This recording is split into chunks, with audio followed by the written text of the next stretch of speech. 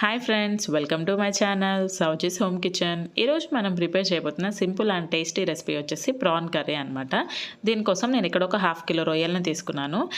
మనం రొయ్యల్ని ఒక 2-3 టైమ్స్ నీట్గా వాష్ చేసుకున్న తర్వాత ఇక్కడ వీడియోలో చూపిస్తున్న విధంగా ఇలా నైఫ్ తోటి మధ్యలోకి కట్ చేసేసి దాని లోపల ఉన్న బ్లాక్ పార్ట్ని ఇలా సపరేట్ చేసుకోవాలన్నమాట. ఇదే విధంగా అన్ని రొయ్యలకి చేసుకున్న తర్వాత ఇందులోకి సరిపడినన్ని వాటర్ యాడ్ చేసేసి వీటిని ఒక 2-3 టైమ్స్ శుభ్రంగా నీట్గా కడిగేసుకొని పక్కన పెట్టేసుకోవాలి. ఇప్పుడు మనం శుభ్రంగా కడుక్కున్న రొయ్యల్లోకి ఒక 1/2 టీ స్పూన్ పసుపు అండ్ అలాగే 1 టీ స్పూన్ సాల్ట్, అలాగే 1 టీ స్పూన్ నిమ్మరసం కూడా యాడ్ చేసేసి ఇవంతా రొయ్యలకి మంచిగా పట్టేలాగా ఇక్కడ వీడియోలో చూపిస్తున్న విధంగా మంచిగా మిక్స్ చేసేసుకోవాలన్నమాట. మనం ఇలా చేయడం వల్ల ఈ రొయ్యల్లో ఉన్న నీసు వాసన అంతా పోతుంది. సో ఇలా మిక్స్ చేసేసి దీన్ని ఒక 10 నిమిషాలు అలా పక్కన పెట్టేసుకోవాలి. ఆ తర్వాత వాటర్ యాడ్ చేసేసి దీన్ని శుభ్రంగా నీట్గా ఒక 2-3 టైమ్స్ వాష్ చేసేసుకోవాలి. ఇలా చేయడం వల్ల మనకి రొయ్యల్లో ఉన్న నీసు వాసన అంతా పోతుంది. సో ఇలా రొయ్యల్ని కడిగేసి పక్కన పెట్టుకున్నాను. ఇప్పుడు స్టవ్ ఆన్ చేసుకొని స్టవ్ పైన ఒక కడాయి పెట్టుకోండి. అది కొంచెం హీట్ అయిన తర్వాత ఇందులోకి ఒక 3 టేబుల్ స్పూన్ ఆయిల్ యాడ్ చేస్తున్నాను. నాన్ వెజ్ కర్రీకి కొంచెం ఆయిల్ ఎక్కువ ఉంటేనే బాగుంటుంది కాబట్టి నేను ఇక్కడ ఒక 3 టేబుల్ స్పూన్ ఆయిల్ యాడ్ చేస్తున్నాను.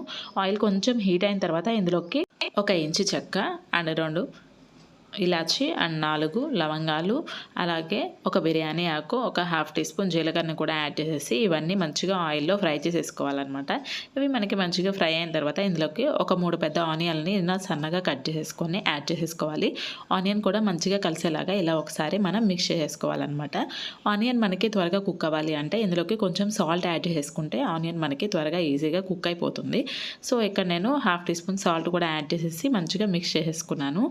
ఇప్పుడు ఇందులోకి ఆనియన్ మనకి ట్రాన్స్పరెంట్ అయిన తర్వాత ఇందులోకి ఒక 2 పచ్చిమిర్చిని ఇలా కట్ చేసేసుకొని యాడ్ చేసేసుకోవాలన్నమాట. ఇవి కూడా మంచిగా ఫ్రై అయ్యేలాగా ఫ్రై చేసేసుకోవాలి.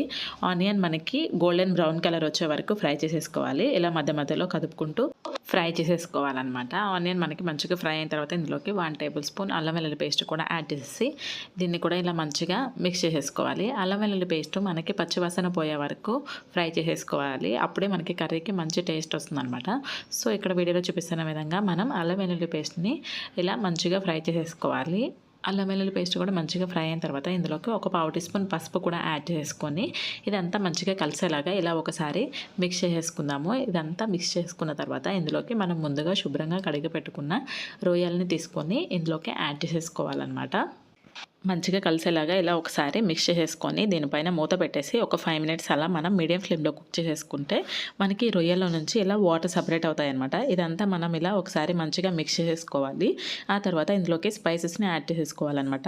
నేను ఇక్కడ కారం 1 టీ స్పూన్ అండ్ అలాగే dhaniya powder 1 teaspoon, garam masala half teaspoon, salt 1 teaspoon add చేసేసుకుంటున్నాను. ఇవన్నీ మంచిగా కలిసేలాగా ఇలా ఒకసారి మిక్స్ చేసేసుకోవాలి.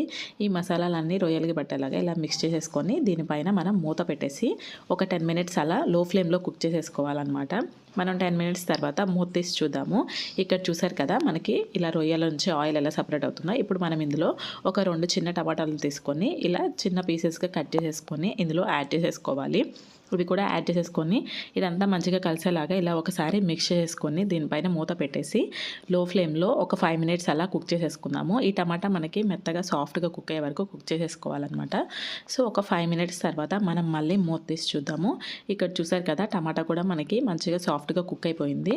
సో దీని అంతటిని ఇలా మంచిగా ఒకసారి మిక్స్ చేసేసుకుందాము.